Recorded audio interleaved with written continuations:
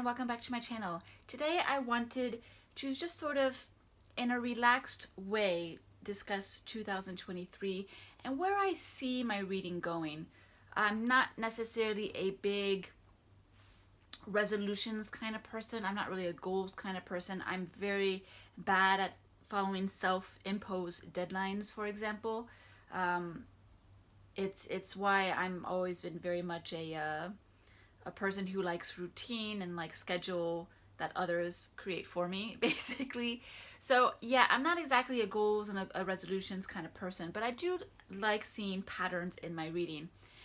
And when I look upon 2022, which I will do a video later on about giving stats and telling you my favorite books and my most disappointing books and such. But right now, just in terms of a general overview, when I look at my 2022 reading, I definitely see 2022 as having been a year of transition. I only read about 30 books, which isn't really that much. It's maybe like 2.5 books a month. Although granted, I've also read a lot of manga, which I will definitely discuss more. But in terms of novel reading, it's a definitely transitional year because, as if you've been watching this channel for the past year in 2022, you'll notice that there was a lot of Japanese reading, and not even Japanese reading. There was a lot of Japanese language reading. Basically, in 2022, with two of my friends, we created a reading club, which was mostly for the benefit of myself and my other American friend, while my Japanese friend was just joining in for fun. But for my other American friend here in Japan, for the two of us, creating this club was a good way for us to read and consistently read in Japanese, which is something we both need to do. It's both something we want to do, and it's both something we enjoy doing. Myself, I've definitely become lazy with my Japanese language reading, other than manga. Manga has not been too much of an issue, but in terms of novels and whatnot, especially as someone who doesn't actively study Japanese, I need to be reading and consistently reading to not only maintain and upkeep my Japanese, but also to progress with my Japanese. So creating this reading club was really, really amazing because it really forced us to read a book a month. Now, we had to skip 1 month in the summer because my friend's schedule got too crazy and she wasn't going to be able to keep up, and there's nothing more frustrating than falling behind. So to avoid that, we just decided to skip 1 month. And then the last month of December, the book ended up being too challenging and we abandoned it. So we only did 10 books out of the original 12 that we intended. But it's incredibly an amazing feat. I've never read 10 books in Japanese in a year, ever. The most I've done, I think, is 4 or 5 books. And those were actually almost read in a single month back in the day. So consistently reading in Japanese throughout the year, or consistently reading Japanese novels throughout the year, is something, this is the first time I've ever done it.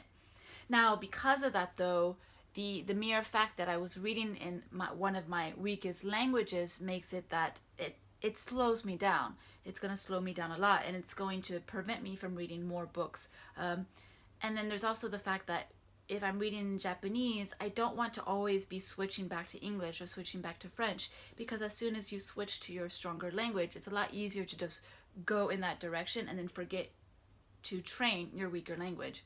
So because of that, it definitely created a heavy emphasis towards my Japanese language reading, and I didn't forget, but I definitely stopped myself from reading a lot of the English language and the French language books that I do want to read, but I was just refraining so that I didn't demotivate myself from reading Japanese. So that's why it was very much a transitional read, because I put Japanese language reading at the forefront. That became my focus for this past year. Now, 2023, we are continuing our book club because it was super, super amazing.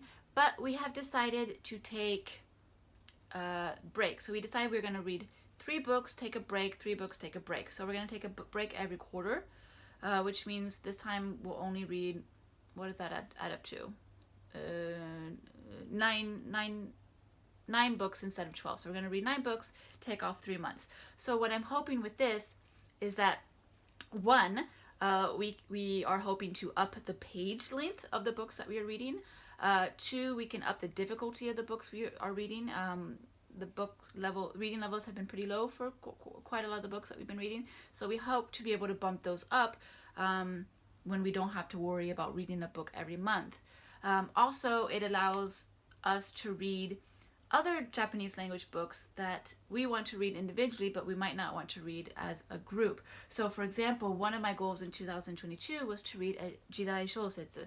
Jidai Shousetsu is basically historical fiction, but in Japan, it's a specific genre where the historical fiction is always in like the samurai period of Japan, kind of like cowboy novels, Western novels in the U.S. Technically, those are historical fiction, but they're definitely incredibly fictionalized, and they're more adventure stories than they are like accurate history. It's just Western novels are popular because it puts you into a time period that's really very different from our current modern period, and that makes it really fun.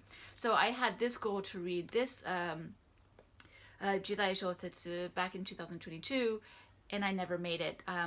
I just got too busy, or not even too busy, but I lost the focus for my individual reading because I was so focused on the book club reading.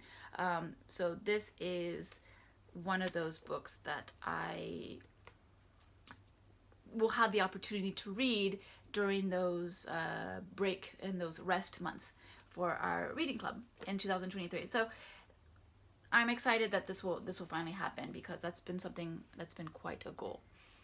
Other than that, other than the Japanese language reading, obviously there's still going to be an issue of transition in 2023, because I am going to be pushing that. I am going to be trying to get faster and better and smarter.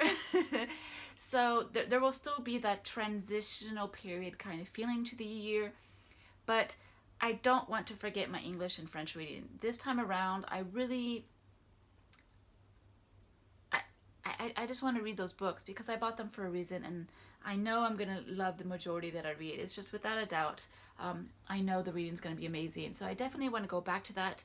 I definitely want to go back to reading a lot of the classics that have been on my list that just sound so exciting. So those will definitely be featured quite a bit in 2023. So definitely look forward to that. In terms of goals, other than the continuation of the Japanese reading club and then the Jidai Shousetsu that I just mentioned, I do have an idea that I want to make better use of my weekends. Primarily my reading is during the week. I read every day during lunch, at work, during my work break, during my work lunch break, I read every day.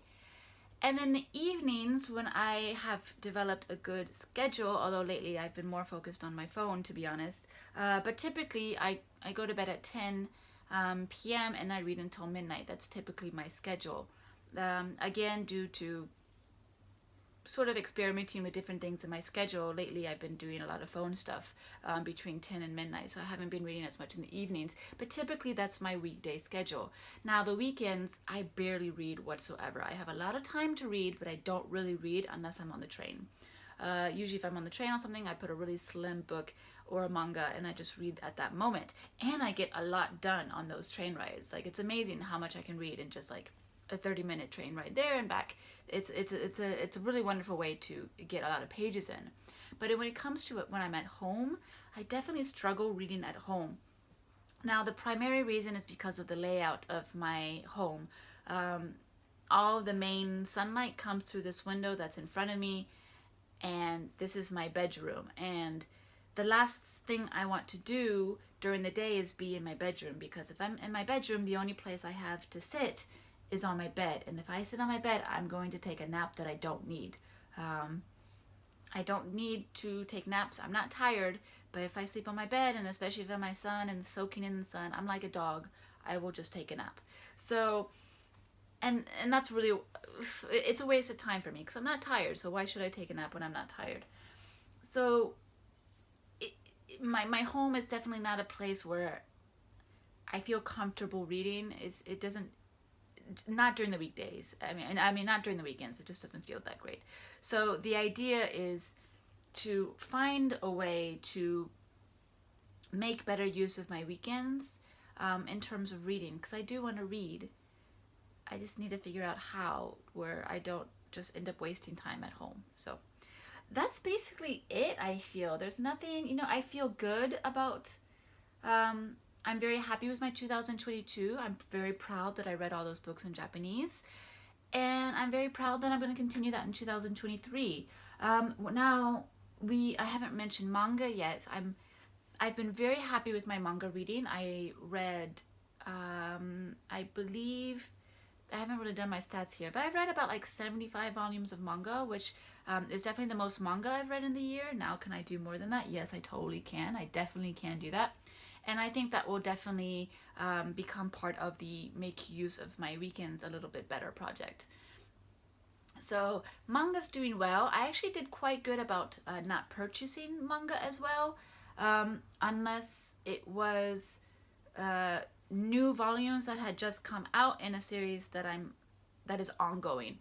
And the thing is that I was also doing really well about, if I were buying those additional volumes, I was reading them right away. So I would buy one, bring it home, and read it immediately. So that was doing really, really, really good. However, it does turn out that I actually bought quite a bit of those without realizing, and so my manga TBR, didn't go as far down as I thought it was going to go. I got really close to my goal of 400, of clearing the 400 mark and getting into 300 range. I got as close as like 407, individual manga volumes on my TBR. So I got really, really close. And then I ended up buying the end of one series, and then my friends gave me the entire manga set of Dragon Ball Z, which is a 42 volume, series. So that brought my TBR back to 450 plus. So I'm back to where I started. I haven't really budged, but again, I've been really good about not buying any manga sets myself. So I think that will be very easy to continue in 2023. So I definitely see that TBR pile dwindling significantly. Um, yeah, well, that's what I'm gonna say right now. We'll see what really, really happens. But that's where we are with the TBR pile in manga. So yeah, I think I feel pretty good about that. Yeah, and then especially with just buying books in general, my shelves are officially full. I would need another bookshelf to be able to add new purchases if I were to add new purchases. So yeah, we're going to be working off the TBR this year. 2023 is going to be the year of the TBR. I don't see myself purchasing many books. The only times I really do buy books are when I go back to the US, when I go back to the France, because it's the only time I have access to those language books at a very, without import prices. I can buy English language and French books in Japan, but they're very expensive. And there is the summer book sale here, which definitely I've done damage with in other years. But this past year, I didn't buy any books in English, and I only bought like 2 or 3 in French. So it really depends on the year as to whether or not there's going to be, good pickings or not. So we'll see about that. But I pretty much see as those moments as the only times will probably buy books. If I do buy books, those are the moments that I will be, aiming for, instead of just aimlessly buying books, just for the sake of buying books, which that's not really something I do anyway. I'm not someone who goes shopping when I'm in a certain mood or not. It's just, I'm not a mood buyer. It's just never been my thing. So that's not too much of an issue. But yeah, I do see that this will be a big TBR year. So any books you've seen in book hauls, you can expect those will be the books that I read in 2023. So yeah, I think that's that. We've discussed novels, we discussed Japanese language books, we discussed my TBR, both, novels and manga, and I think that's it. I mean, 2022, transitional, but, still a good year, still a very fruitful year. I'm very proud of it. And I think I can use that motivation and that momentum and create another year, really great year in 2023. So, yeah, this is just where I'm going to thank you guys so much for following my channel this past year, whether you just got here or you've just watched 1 or 2 videos or if you've seen them all. I really appreciate. I love talking to everybody in the comments. That's been really, really fun. I definitely want to continue doing that. So, definitely feel free to have a conversation with me in the comments. I definitely love that. And my YouTube videos will continue kind of in the same vein, fairly casual. Sometimes I have more creative ideas, sometimes I don't. Sometimes I'm able to post every week, and sometimes I don't. So, I don't think anything's going to change with that. And yeah, so I'm going to consider this the last video of 2022. I will be taking a winter vacation because my mom is in town, and I don't want to be doing anything but hanging out with her. So I will probably see you guys in mid-January. So once again, thank you so much for watching. I hope you all had a really wonderful 2022 in reading, and let's have a really, really strong 2023. All right, bye.